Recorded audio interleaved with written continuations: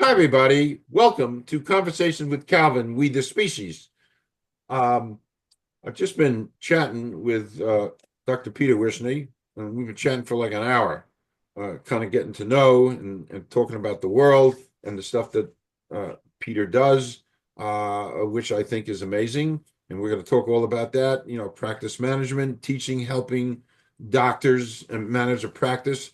So needed. I knew that 40 years ago as a pharmacist. I know it now. I see it. It's all around.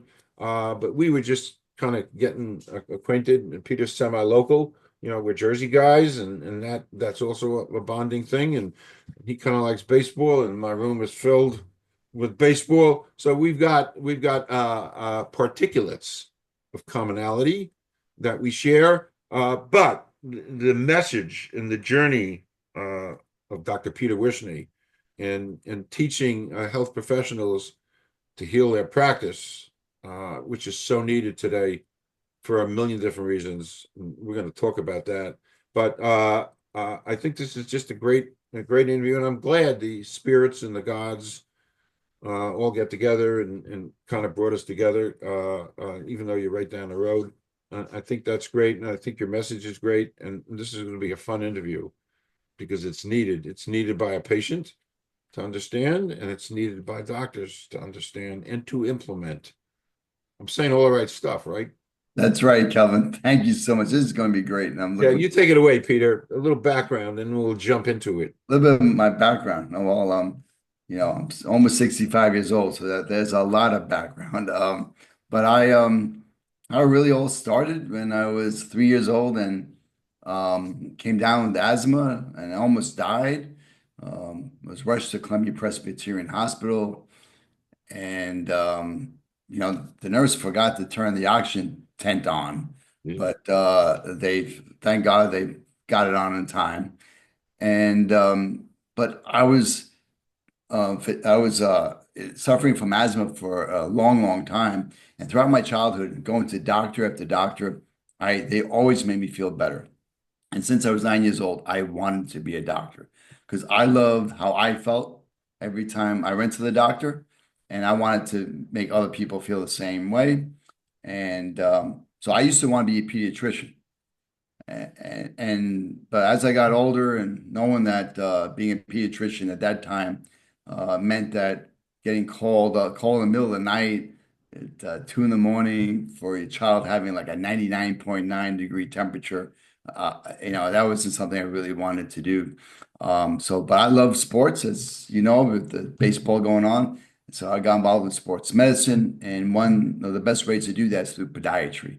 A lot of athletes have foot and ankle injuries. So we take care. Podiatry is great because we take care of everything: sports medicine, just regular routine foot care, as we call it, diabetics, um, the weekend athletes, everything. So surgeries, everything. So it's a great variety, and I love that. So I went to podiatry school and I graduated in the California College of Podiatric Medicine in 1987. Did a residency in Queens, Parsons Hospital, which is no longer there.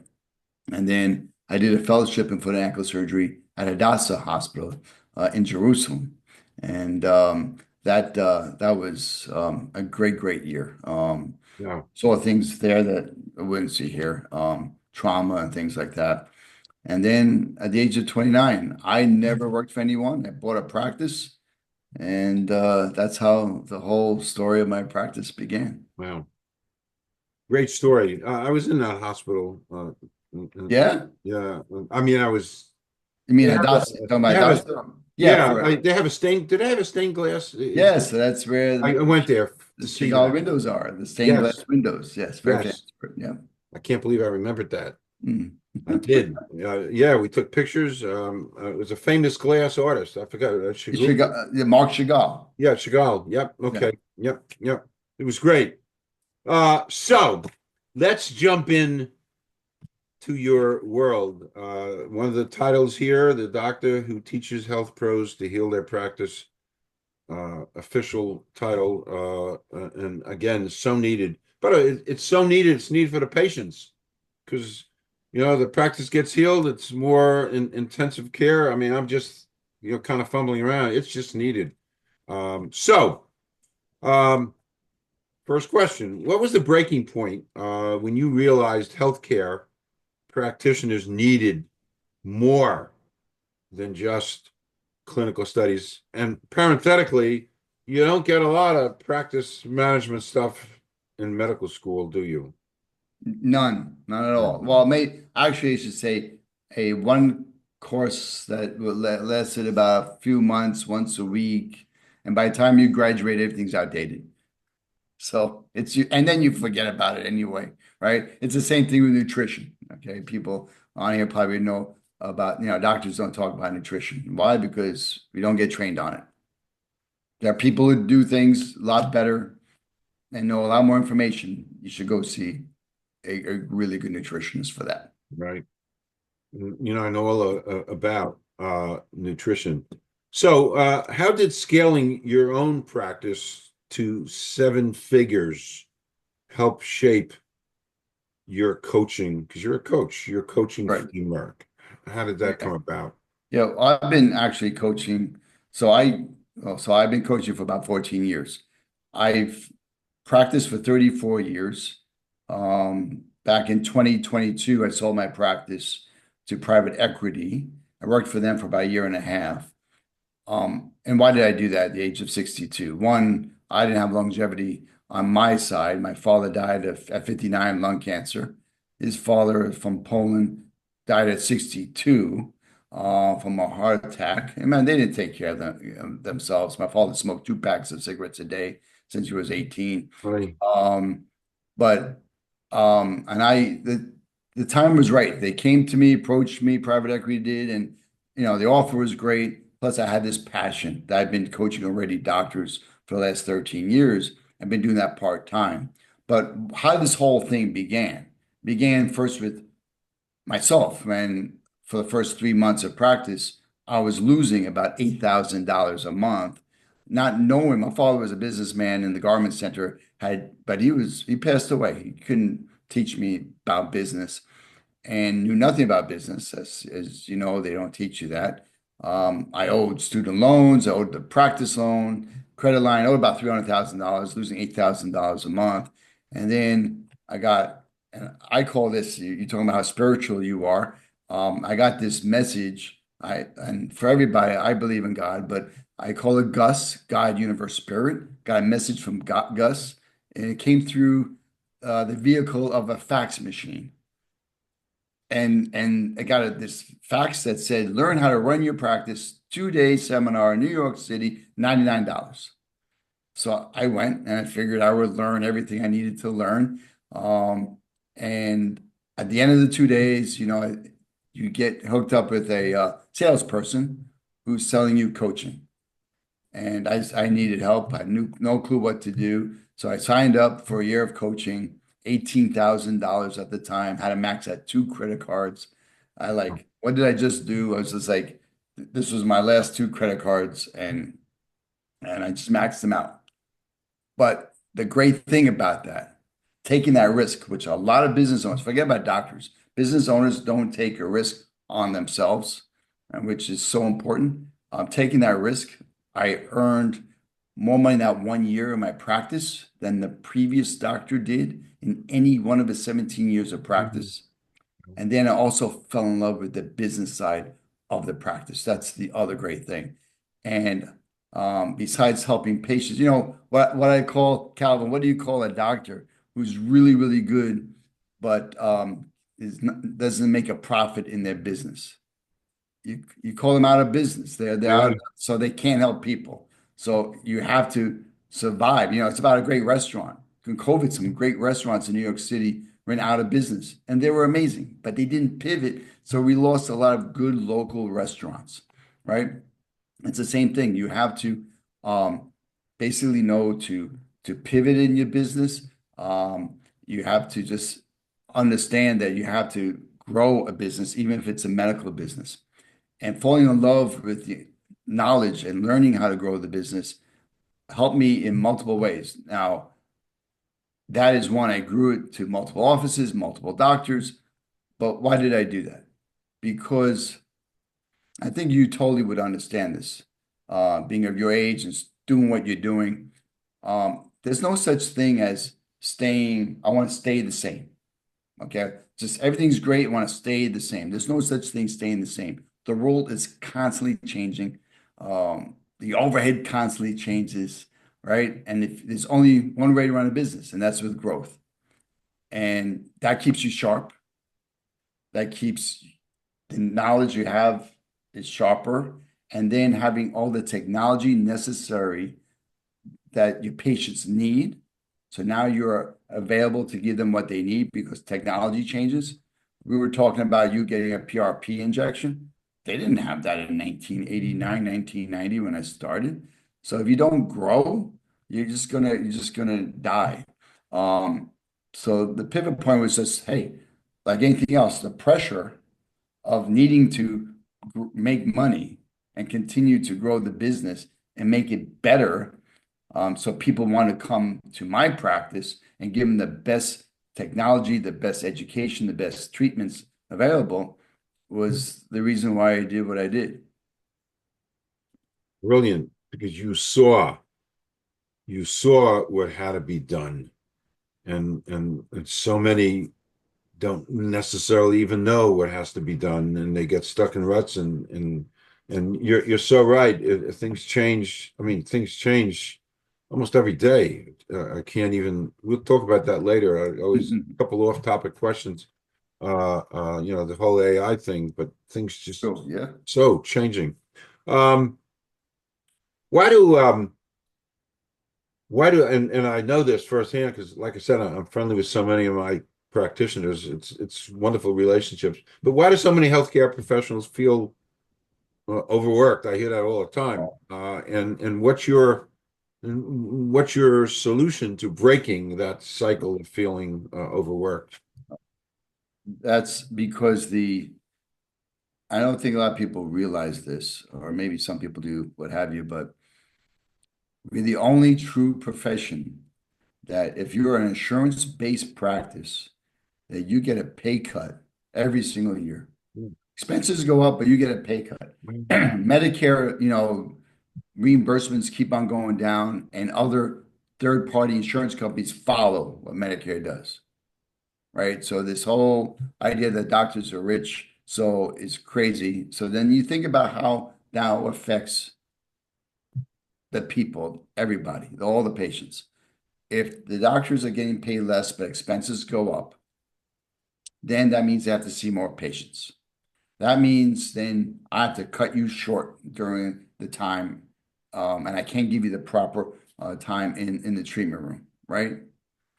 And so then a lot of doctors are now moving into hospital-based kind of practice because you think, well, they're getting paid a salary with a bonus, and they're no longer working in their practice. But now you're an employee of a company, and you're a slave to, I hate to say the word, but you're a slave to them. Yeah, Got it. yeah. And you're working long hours because the hospital now needs to make money. They're making money off for you. So you have to see more patients. There are more hours involved. Mm. Then there's all about then you don't, Calvin, you don't know about this. Then they ask the insurance companies ask, well, we're not going to pay you on these claims. We want to see your notes. And if your notes are not really meticulous and the I's are not dotted, the T's are not crossed, if they don't follow the actual verbiage that's in their guidelines, they'll say, well, that's not a covered service. We won't pay you. And you can't even collect from the patient. Right. So now you have to fight for your money. So if you were getting, $50, let's say, for a visit, now you have to pay someone in your office to call the company, send out information about why it should be covered. Now the $50 becomes 45, and then eventually could be 40. So you're not making as much as you should be making for taking care of the patient. So that's why, and that's why you'll see more offices doing more what I call a hybrid practice or a direct care practice, and that is having more care services. But these are services that are not covered, like your PRP injection, right? And that's not covered. Not covered. But think about it. What is your alternative to PRP? A lot of times it's surgery. And if you could have a non-surgical intervention right? That takes care of the problem, gives you a good quality of life. Why would you go under the knife? And so it's something that it's good for you. It's good for the doctor. Why insurance companies don't cover it? Well, anytime government gets involved in something like that, unfortunately, they ruin that as well. So it's a difficult thing. They should cover it, and um, there's this crazy things out there. But that's why doctors have to work harder and harder than ever. I never, I never grasped, and I should grasp because insurance companies do anything under the sun to scale back and to deny payment and all this stuff. It's just to fatten their pockets and their bottom line. And I just never realized you guys are getting pay cuts every year when the world is going up and getting pay increases, minimum wage and all that. And you guys, the medical profession is getting screwed, truly. Yeah, true. You think about the CEO of the insurance company, they increasing your premium and decreasing the doctor's reimbursement. So they're getting money on both sides. Wow. Interesting. You just Yeah. enlightened me. Actually, you just recreated a scene from a movie, one of my favorite movies, when Cher slaps Nicolas Cage in the Moonstruck Moonstruck. Yeah. and tells him, snap out of it. So I just felt like you slapped me and you told me to snap out of it Yes, for yes. me to realize, we all think doctors and all of this and money and Mercedes and Cadillacs and the lifestyle, but it ain't necessarily so. That's Uh, correct. so interesting. Wow. And I'm not a big fan. I'm not a big fan when I see doctors generically giving their practice up to, to a third party management, call it whatever you want to call it, because I always feel they're losing their essence. They're losing their personality. They're becoming an employee, as you said. Right. They're losing their purpose. Yeah, yeah, everything, and then somewhere along the line, it's got to filter down into patient care and stuff because they're just an employee, a nicely paid employee. Nevertheless, they're Sure. still losing. It's a crazy world. I listen. I go back, jokingly, and it scares the hell out of me when I think that growing up in Newark. Uh, we used to get a delivery. I don't know how often, but they used to deliver coal No, to our basement, and my father would shovel the coal into a coal burner, and that's how we heated our house. So that's how far back I go, and I also go as far back as when my pediatrician would come to the house and make a house call. sure. So we've seen that. I've gone from that to these megala business entities taking over practices and of course AI. We'll talk about that in a little bit. Uh, just take a little breather. I've got a couple of off-topic questions I always like to throw in because Barbara Walters taught me well. So here goes. Question one, and then we'll jump back. Excluding family or friends, somebody living or dead you'd like to spend a day with. Sure. That's a great question. I've asked that question always on an interview. No one ever asked me that question, but I've always asked that. Is that right? Yeah, yeah. That's so Always asked that. funny. It's a great question on an It interview. is. Right. Who can I have dinner with or spend a day with for the whole day? Um, the um, well, what comes to my mind is Abraham Lincoln. Okay. He's one of my favorite presidents. Yeah. I think um, I just would love to go into his mindset. A lot of things, he failed almost at everything he did except for becoming president of the United States. And I became a lawyer, but he failed the bar for a lot of times too. But then he went through turmoil. The country was in turmoil, and what was going on in his brain. I mean, everybody's saying to you, like we hate you, we don't, you're doing things wrong, but you stick to your guns. It takes a strong man, a strong leader. Um, and that goes into, like, if you ask me what's the one thing that I did to get the practice or to change things in my practice, that is becoming a better leader. I became a certified leadership coach, and kept on reading books on leadership and leadership, because the only way to grow your business, scale your business without you working harder, is use the people around you, okay, and get them part of the team and develop leaders in that organization so they can make decisions based on your vision and mission of that company without always bothering you on little things. And it's hard for people in general, especially doctors, to delegate things. Why? Doctors by nature are perfectionists. Imagine your surgeon at the end of a surgical case putting his last suture in and saying, that was good enough.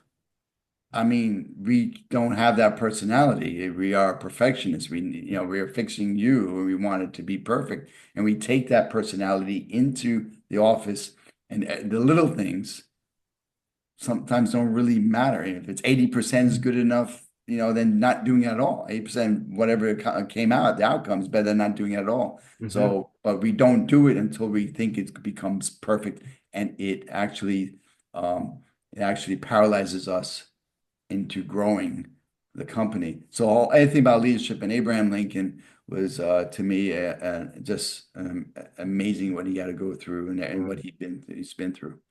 Agreed. Great leader. And it's funny, I didn't pay attention. The other night I saw something coming through. Some AI thing was able to, and I should have listened to it and I didn't. They were able to recreate his voice. And I don't know how, who, what, where, when. And I Yeah. didn't pay attention to it because I'm overwhelmed.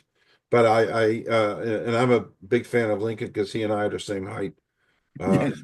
and he was a brave man to do what he did and Yes. and go through all of that. I love there's a couple of old, I think Henry Fonda played Lincoln. There was an old I forgot what it's called, but he was a lawyer back then and he defended these two kids who were and it was Henry Fonda played Lincoln, or was it Raymond Massey or Henry Fonda? I don't remember. But he defended these two kids who were charged with murdering some guy. Um, and the truth of the matter is they didn't murder the guy. It was the guy's partner. And so Lincoln just did his brilliant uh, oratorical skills and his legal mind, and he got the two kids off. And of course, the last scene in the movie, it's black and white. I'm an old movie person. Lincoln is walking with a friend of his, into the horizon, and he hears that moving music, knowing you're going to become president. Great movie. And so Oh, yeah, I have to go see that. Yes. yeah. That'd be It's great. I forgot. It might have been something. I'm pretty. It was. I'm pretty sure it was Henry Fonda. Mm. Did a great job. I always think about Henry Fonda. I'll tell you why. I read a thing. So I love talking and giving, talks and stages and what have you. Um, And I read somewhere that Henry Fonda, the great actor, and when he did like Broadway or anything live, would always throw up right before his performance. Now, this guy has won everything, every award you could think of. Yeah, He's an amazing yeah. actor. And the guy still got nervous before he went on live, like a live stage performance. And he would throw up right before going on, and then he was okay. Now, I don't throw up, but I'm like, if Henry Fonda gets nervous beforehand, then I guess it's okay for all of us to get nervous. Wow. Yeah. I can understand that. I when I was a regional manager for Luxottica, I had to give a every year I had to give a speech in front of 400 people, picking my sales rep of the year. And it was always done around Christmas time. It was our national sales meeting and year-end meeting. And so by the time June came around, knowing I have to give this speech in December, I started getting agita and I started panicking and I started perseverating. And as each month went on, it got more intense and more intense. I just couldn't deal with it, but I had to deal with it. And of course, when you're up there, there's no place to hide. You got to do Right. it. And I did it, and you get through it. But the anticipation, it's the anticipation of having to do that, and I wasn't Really. comfortable with it. Yep. It was Definitely tough. can relate. It was tough. All right, moving back to work here. Um, what's the biggest financial mistake you see practitioners make, and how do you help them fix it? The biggest mistake is this is a big one. And this is, well, practitioners don't think like a CEO of a company, right? And what do CEOs think of? They have all about systems and KPIs, key performance indicators. From the moment I learned from my coach when I was 29 years old, how to run my practice, every single week and sometimes every day, I measured my KPIs. Not one week went by without knowing what's coming into the business, what's going out of the business, what key metrics I need to focus on to make each day a great day, where the end of the week is a great week, which makes it a great month, which makes it a great year, right? And people just go, well, they fly by the seat of the pants. And this is really hard. Happens a lot. It is the 28th of the month, and doctors then finally ask their biller or office manager, how much money did we bring in that month? Can we pay the bills this month? Can we not pay the bills this month? That's like it's a little bit too late on the 28th. You can't really take the next couple of days and fix it. Keeping track, knowing where you need to be, your goals, and see if you're on track to hit them. And if you're not on track, which happens a lot, then what do we need to do? What weekly action plan we need to do this week to get us back on track? And that's probably the biggest mistake that doctors don't do on a regular basis. Hmm.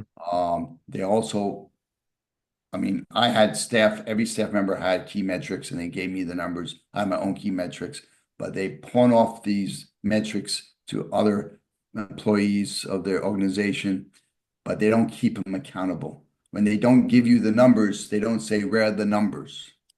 They ignore them just as much as the employees do, right? So how do you know if your company's doing well if you don't look at the numbers? Well, and people just don't look.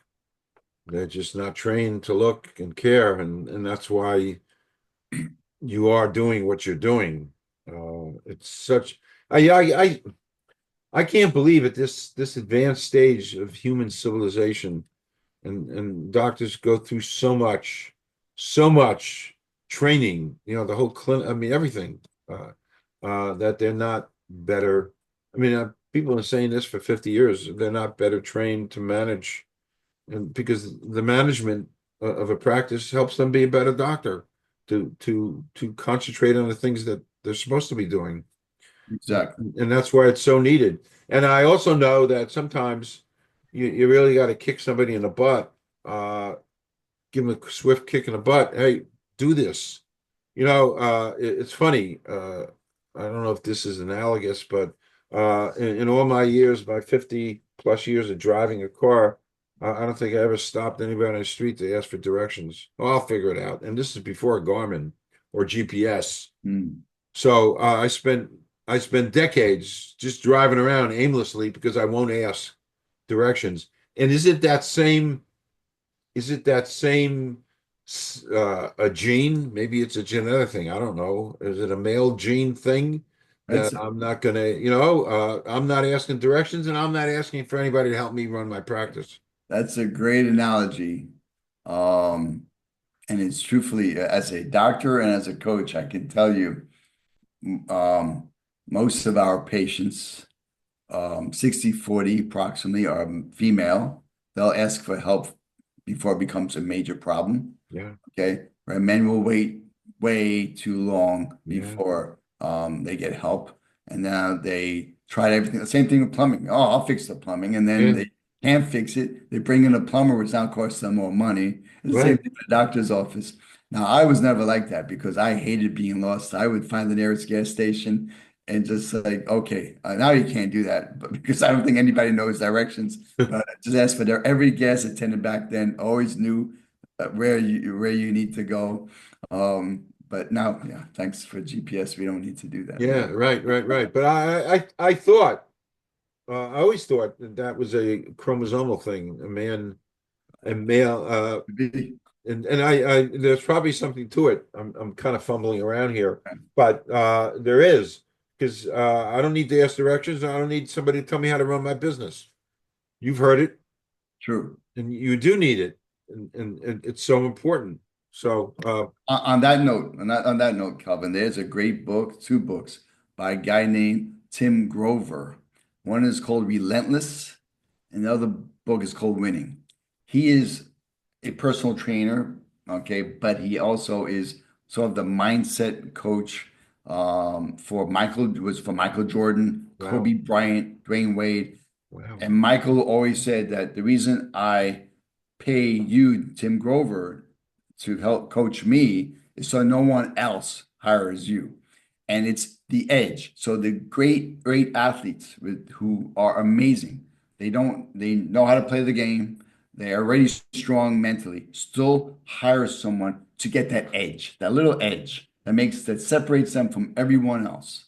wow. Yeah, I'm taking notes. I don't know if you see me. No, I'm taking I see notes. that, yeah. How many interviewers did Johnny Carson ever take notes? No, I'm taking notes. I wrote this stuff down. That's great. Cool. Yeah. So if you see me writing, that's great. Truly great. I'm going to check that out. Wow. It's funny you were talking about you're a Yankee fan. And I don't know if we were talking before we went on air. But I marvel. I was a Dodger fan, and I didn't like Mickey Mantle. But in later life, I've come to appreciate how great he really was. Well, Oh, yeah, I'm a Mets fan, by the way, and okay, my favorite baseball player of all time is Willie Mays. sure, Yeah, so to me, sure. he was like the greatest baseball player ever. Yep. I just read a thing this morning. Honestly, I read a thing this morning on Facebook. Somebody wrote a whole thing about Sandy Koufax and what an amazing pitcher he was. And it's too bad he pitched when he did because he had some of the most incredible statistics ever. Yes, And three Cy Youngs and MVPs and the strikeouts and there was a quote from Willie Mays. That's why Willie Mays said when I read this morning, Koufax was the toughest pitcher he ever faced ever. And Willie Mays is right. one of the Oh, greatest ever. I remember that perfect. catch. I saw the catch on TV, behind the. Again, big words. Oh, yeah. Yep. But Mickey Mantle once said, if I knew I was gonna, all the men in his family died really young, so he Yes, expected that, and so he never took care of himself. I mean, right. he used to go out and drinking with the guys, and he never took care of himself. But finally, he said, if I knew I was going to live this long, I would have taken better care of myself. Yeah, Just a little anecdote. right. Okay, Peter, moving along. You said this a couple of times about leadership training. Why is leadership training so very important uh, for doctors and clinic owners and stuff? Right. So good. So I'll tell you this with this story. You learn leadership basically from the people around you. You learn leadership from as a doctor, from maybe attending, so other doctors who are teaching you. And so when I was younger, my father was, like I said, worked in a garment center. I was 9 years old, and my father had unbelievable clients, like Louis Vuitton was one of the clients. And you would come into this big room with nine big long desks. Everyone is smoking like crazy. The whole room is filled with smoke. And I walk in the room, and I'm excited to see my father, a 9-year-old boy, and I'm pushing away the smoke, and there he is in the back left corner on the phone with a cigarette in his hand. and he's basically cursing out the person at the other end of the phone. Where's my freaking order? You know, not exactly those words, but I need this. Louis needs that. Just, and you don't realize how the moments like that affect you as you get older. Because I thought my father was pretty cool, being a boss man and vice president of the company and everything. Um, but then when I had employees, I wouldn't curse at them, but I would look at them with a strange look, like, I can't believe you're saying this, and the look might have been be like, what are you, stupid? Even though I'm not saying what. So I really didn't know how to lead, right? And then I couldn't keep an employee. So No. when you can't, everybody say, oh no, everyone's lazy. No one wants to do the work like they used to do. And they said that in 1989, they're saying it today. This generation is different. They don't want to really work hard. All about the money. No, when you can't keep an employee, you have to look in the mirror and say, it's probably you, right? And today's generation, I think, has gotten it right. My father worked long hours, workaholic. They want a purpose. Today's generation wants to go to work to a company, or work for a company that has a purpose and that they are making a difference, not only for that organization, but also for other people. So working for a doctor is great because you're helping a lot of people, but you have to get them involved. And if you don't get them involved and be part of the growth of the company, knowing that you cannot grow that company without them, you're not going to be able to keep your staff. And then you're going to always take, every time you take one step back forwards, you're going to take two steps backwards. It is getting that key staff that you are focused on taking care of them. They will then take care of the patients the way you want them to be taken care of. And heard this, I think it was from Simon Sinek, who said CEO should stand for Chief Experience Officer, right? And I like you are that. there to provide experiences for the client, customer, patient, and equally important, the team. Okay.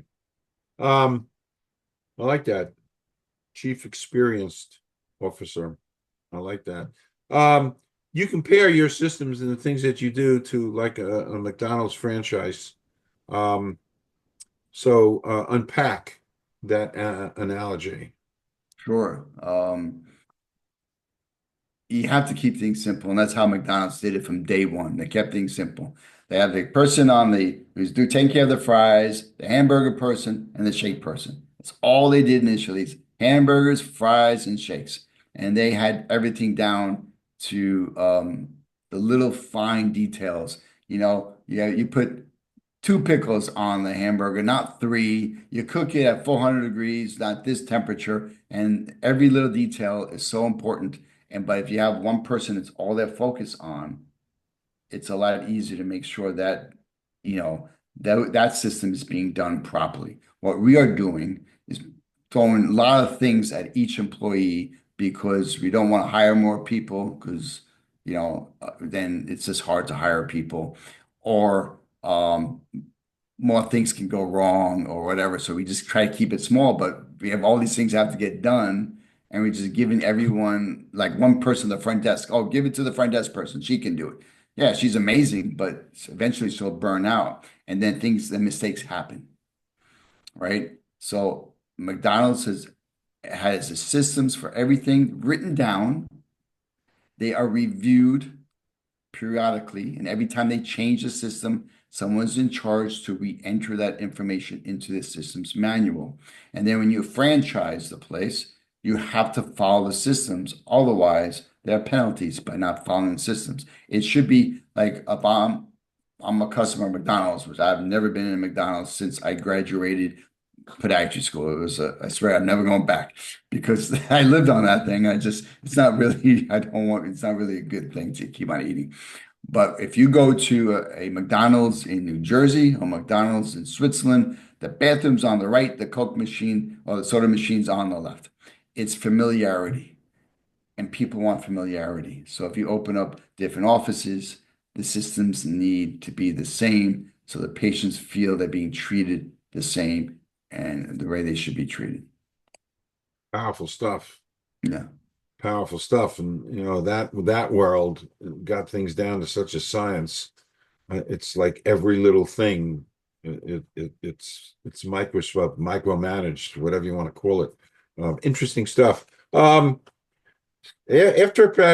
after a practitioner goes through your stuff, what changes uh, uh, do they save themselves from like burning out? What changes they save themselves from being burned out? I'm trying to spit this out. I Uh, got you. you know What's the what? end result of someone coming to my coaching? Yeah, basically. Okay. Um, the whole purpose of what I do is this, to teach doctors how to make more money while working less hours. But I also have a holistic approach to this because it's not just about your business. And I love this quote from Gandhi. I paraphrase it. And if you have a pie and you cut the pie into slices of and that represent different areas of your life, such as your business, your finances, your health, your relationships, your fun goals, things like that. If you separate into that pie in these different categories, if one part of the pie is rotten, the whole pie is rotten, right? So it's great that you have an amazing business and practice and your finances doing well, but you ignoring your children and significant other, that's not a good thing, right? So we talk about time management in my coaching, how to make sure that you also have time to stay healthy. I exercise at least 5 times a week. I try to eat right most of the time. It's Cinco de Mayo today, but I'm still going to eat healthy. I'm going out to a Mexican restaurant tonight, but there's a way to eat healthy in there. And so to eat well and to the bottom line, when you eat well, drink your water, sleep properly, have time for your friends and family, what's going to happen to you is going to have more energy. If you're not at your best self, the optimal energetic self, and you don't bring that self into the practice, you're not providing the best care possible to that patient. And the patient doesn't have the best version of you. And at the end, your business suffers as well because you're just going through the motions because you're exhausted. So you have to take care of you, like just being on the airplane. If the oxygen mask falls, you take care of, put yours on first before you put your child's oxygen mask on, right? You need to take care of yourself. Then you can take care of everyone else around you. Um, so, and that's the purpose here. The purpose is where you're the best version of yourself, and you don't need to spend hours and hours of seeing many, many, many patients. You need to take care of the people you want to take care of, get these people really better, provide the best care possible, and then you'll have more time because you'll be a better leader. You'll delegate better. You'll do what you're really good at, and that is being a physician. That's an amazing holistic approach, and I, in my own little microcosmic world, have embraced a lot of those things you're talking about. The whole nutrition thing, hugely important. I do supplements, I do nutrition. I do exercise every other day.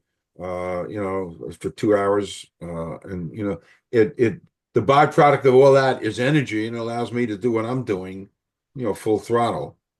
To do the research, to do everything I'm doing. So what you just said is spot on, Peter. You got to do all these things because it all, one way or another, it's all coming out in the wash.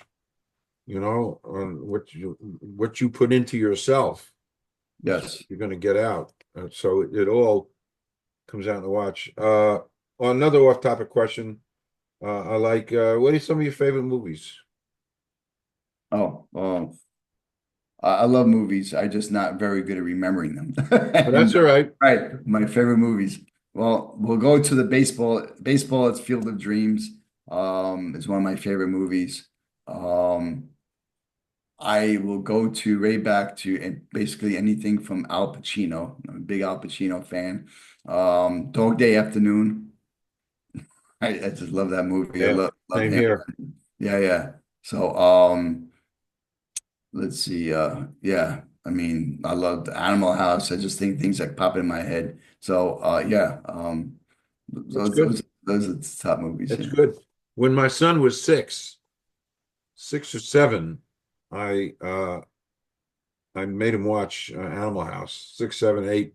And I know I would get in trouble with DIFUS if I'm saying this on air, but whenever there was a bad scene, like when the devil was on Larry Kroger's shoulder and was telling Larry Kroger to do some bad things to that girl, I coughed so that my son couldn't hear the bad words. Right. The funny thing about that That's is funny. my son and I have gone on to, for the last 35 years, we watch that from time to time together, and we still laugh. And it was a bonding thing Absolutely, yeah. I did with my son. And I love Field of Dreams. By the way, I interviewed a guy on this channel a few years ago. I don't know how sometimes people find me. I mean, I'm not hiding, but he found me. Anyway, he's a huge baseball fan, and he was doing a campaign to try to get all these stadiums to put up netting so that people don't get hit in the head by a foul ball. Yeah, and He was it's the guy there. that, yeah, The interview is there. His last name is Skop, Skopp. Interesting guy. But you mentioned Field of Dreams. So anyway, in order to dramatize, they were doing some kind of a retrospective on that field where they filmed the movie.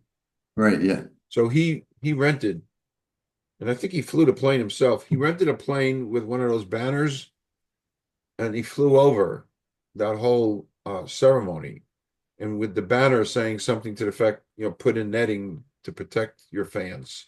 right. Interesting. Oh, it's very, very Funny. interesting. Very I didn't interesting. know there was a guy that did that though. Oh, yeah, he does it. That was Major League Baseball rules, but yeah, wow. He does it, and he's been and little by little they've been coming around. You know, some netting here, some first base, Sure. outfield, whatever. And it should be that way. Right. But he's been campaigning for that. I forgot about that guy until you mentioned Field of Dreams.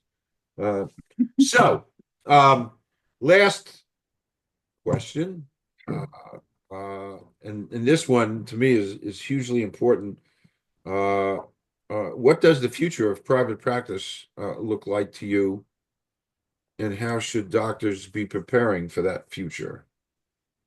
Yes, probably a lot of the doctors and even like the older doctors, they're going to say that the future of private practice is dead, but I think it's quite the opposite.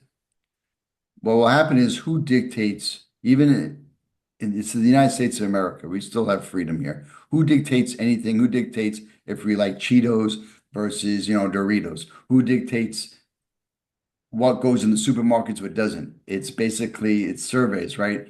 Patients want to be treated like people, right? And they will go to doctors where they're getting their questions answered. And with the internet, with social media out there, all the information that's out there, people are getting lots and lots of information, not always the right information. They want to go to a doctor that will listen to them and don't really belittle them because they read something on Instagram or something like that. They want to be respected.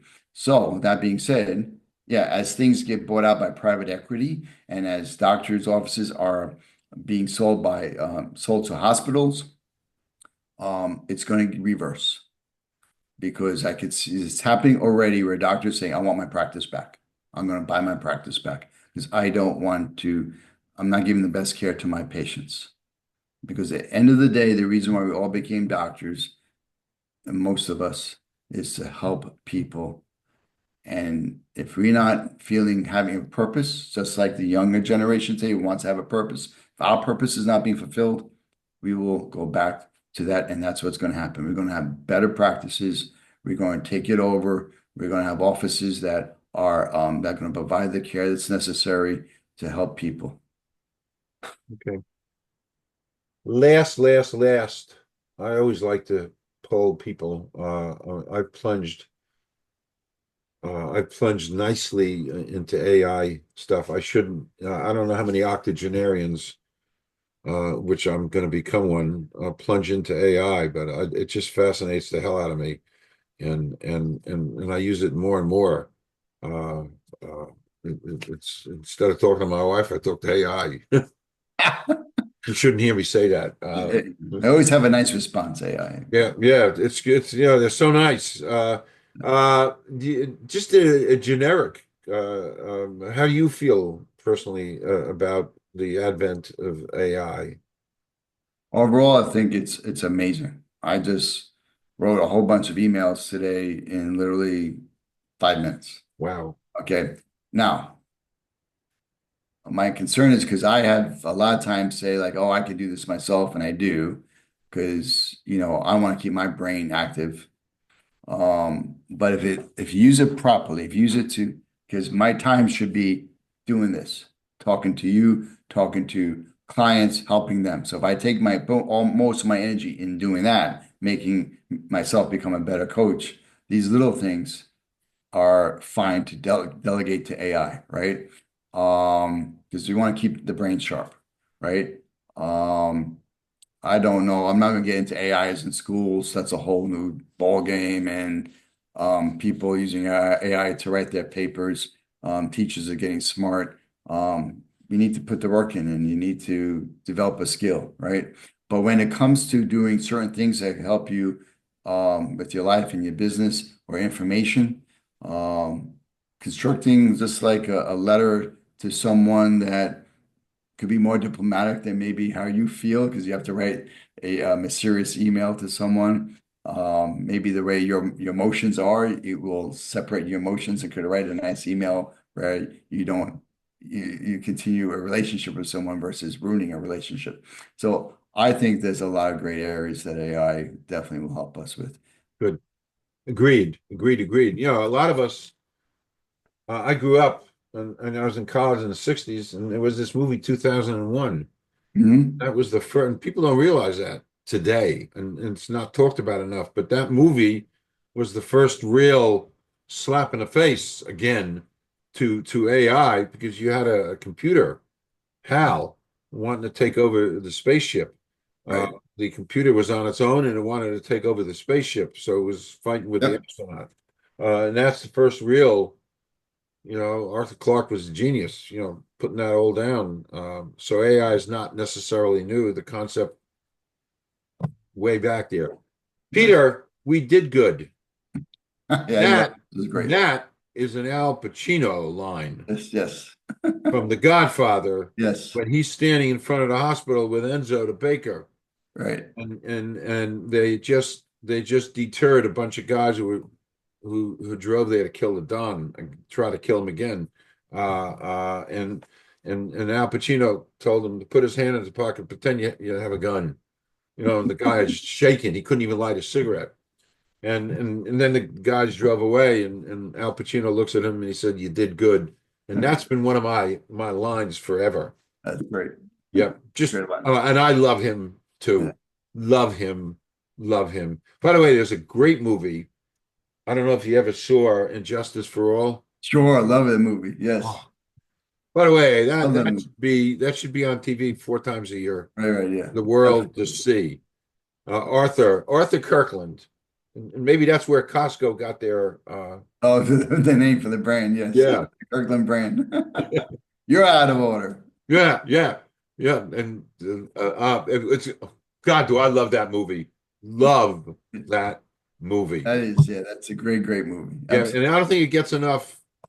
Everybody talks about the descent of a woman, all that stuff, all that Pacino stuff, but that is just such a riveting movie. Him flying in the helicopter with Yeah. Jackie. Uh, well, um, 'cause I don't like helicopters. It's funny stuff. But anyway, Peter, this was great. You were great, and your message, it's fabulous stuff. So I'm here forthwith inviting you to come back in any shape, way, form. Be great. I got a nice little vehicle here. It's growing. So please come back. Uh, and Love again, to. yep. Thank you for your time. I'm just gonna stop recording. Don't leave. We're gonna do a 2-minute wrap. Thank you, Peter.